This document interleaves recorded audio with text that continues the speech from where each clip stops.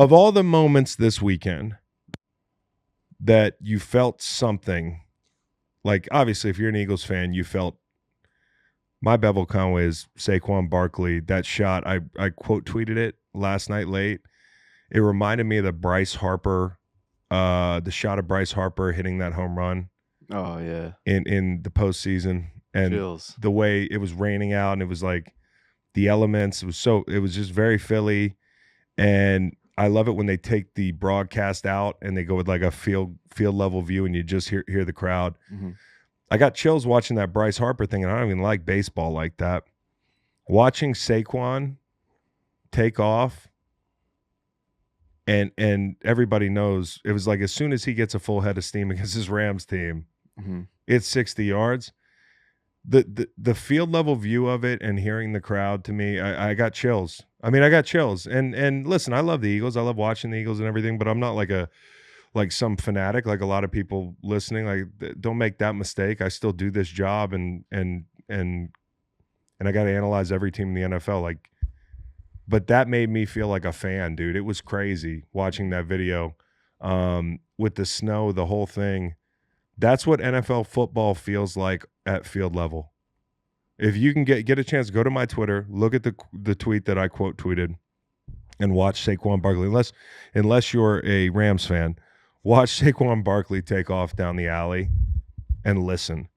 It reminded me. The one in the snow late in the game. Oh, okay. It reminded me of the NFC Championship game that we played in against Minnesota. I'm not in every.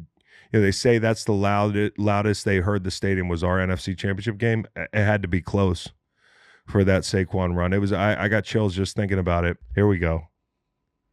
With sound.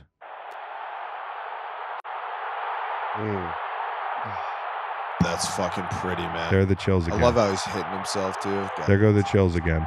I love that celebration too. Like, bro, just run it again. Finishing a race. And I know there's a lot of Eagles fans watching this podcast, but if you're an NFL fan, this is a thing of fucking beauty.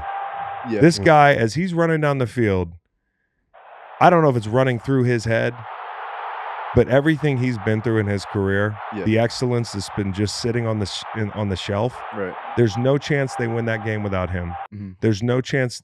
There's a chance they don't win the game last week without him.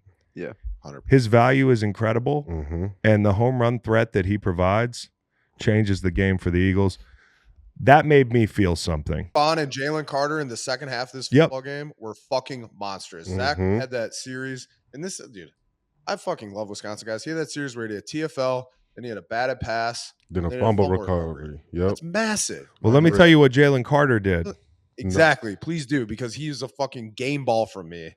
Before anyone else gets to it, go ahead. Jalen Carter. Ooh shit, Jalen Carter. I think Jalen Carter. Nobody. I think Jalen Carter has played himself into being on like a short list of best defensive tackles in the league. And honestly, when you take a snapshot of him, there's one guy in Kansas City, right, that you're like, it's kind of untouchable. Mm-hmm. You know, like it's a legacy thing at this point, and he's still playing that way, but not a lot of guys like him. And, you talk about like the safety and the way the air got sucked out of the stadium and then coming out there, and he's in a 4-eye, which is a really tough thing when the play goes away and you feel all that air, kind of like in the run game. Tackle tries to knock his hands down. He recovers and comes out and makes a linebacker type play, dude. Like, we've seen him. He's not just a dominant player; he's a really smart player. Unbelievably smart. The trap he called out in the Washington games popped into my head. Like, there's a bunch of instances this year where I'm like, man, that guy just knows ball. Bro, confusing the center on the slide. No question. 2 times in a row. In a row. Like, in a row, bro. That's like unreal to do. Like as a D lineman to fake a center out 2 plays in a row the same exact way. And he's a pretty unbelievable player. And I said, if they make the Super Bowl, long shot odds, I would pick him to win the MVP, because thinking back, Von Miller was like the last D lineman to win an MVP during the Super Bowl, and he had a game with 2.5 sacks. And I feel like Jalen Carter, if he really wants to wreck a game, he can do that. And you can tell that offensive coordinators, they're game planning for him. Did Jalen Carter pick somebody up in like a national championship too? Oh. When he picked up Stafford, I was like, who's not a small guy. No, but like you were like, no. Yeah, I was like, please no. But throw it down. Don't do it. Don't.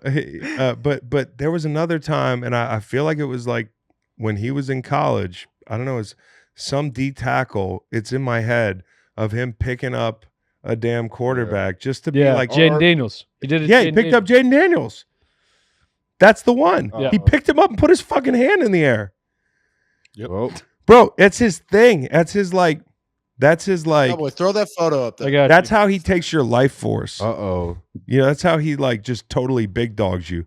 If he picks you up off the ground, I feel like that from that point on, like he's around. And so like that was huge. I think the fucking Nolan Smith strip sack was huge too. There it is. Yep. With his hand in the air.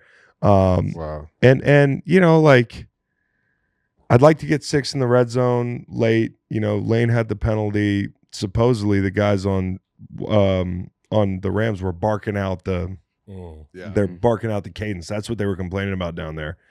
But I'd love to get 6 in the red zone in that situation. But overall, just in a game where the front for the Rams was very disruptive inside, especially they ran some hellacious games where like Mekhi Becton got picked into oblivion, or like he got smoked on that ET game by Verse. Smoked, and that's dude. a big. That's fucker. how you make a pick. That's how you pick. I gotta give Verse credit, man. He was talking all that shit. He played a good game. He played his ass off. Backed it up. He played his ass off. He had a great year, man. And I understand all the hate. Like I was down there on the field before the game, and everyone was booing the fuck out of him. Well, he brought that on himself, but he was comfortable. He brought it on himself. He knew what he was getting into, man. He's from that area. You know what I mean? They had fucking billboards up about it. Yeah. Speaking of it, like, go ahead. But he played well. That's all I'm saying. Like he kind of played well in each phase of the game. Saquon on that run, and I fucking love that. Like Saquon's such a good dude. But he is a shit talking animal. But the late run, I don't know if this is by design, but Verse folded.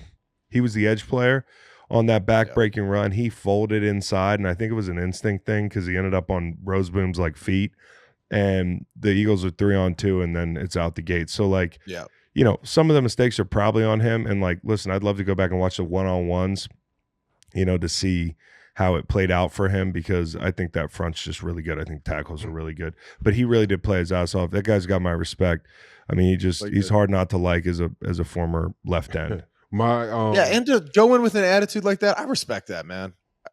Sorry, go ahead. Nah, the O-line and D-line both like on both sides. Like I felt they played well. And my Bevel Conway this week, there was a sick picture. It's an overshot picture of the Eagles like right after the snap for the tush push and the Rams like D-line, and it's like right before they're about to engage. Yeah. And in the snow and everything around.